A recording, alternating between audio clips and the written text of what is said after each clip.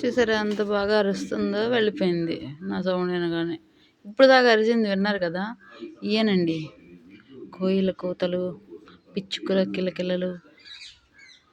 ఇలా పక్షుల అరుపులతో పొద్దున్నే మాకు నిద్రలేపుతాయి. పొద్దున్నే 4:30 కల్లా నిద్రలేపేస్తాయి. అవేమో ఇట్లా అరుస్తుంటే భలే సందడి సందడిగా ఉంటుంది నాకైతే. ఇంకో నిమిషం, మన ఫ్రెండ్ ఒకటి వచ్చింది. అదిగో మేడం చిలక కనపడుతుందా మీకు? ఈ మేడం జాంకాయలు తింటాకు వచ్చింది. నేను ఆటలుగా వదిలేస్తున్నాను, చాలా మటుకు కింద పడిపోయినాయి. వదిలేస్తున్నాను, ఆటలనే తినేవని వదిలేస్తున్నాను. ఎందుకంటే మనం అంటే సంపాదించుకుని వండుకుని ఇంట్లో కూడా తింటాం. ఎక్కడి నుంచి తెచ్చి కొట్టేయండి. అందుకే ఏదో పుడతా భక్తి కోసం వాటికి సాయం నేను. సరే చిలకమ్మ ఉండే ఎంత బాగుందా, రామ్మ చిలకమ్మ. నేను ఇట్లా సౌండ్లు వింటూ కూర్చుంటా బయట. నాకు ఇట్లా సరదాగా ఉంటే ఇష్టం. భయపడుతుంది మా ఇల్లు చూసి.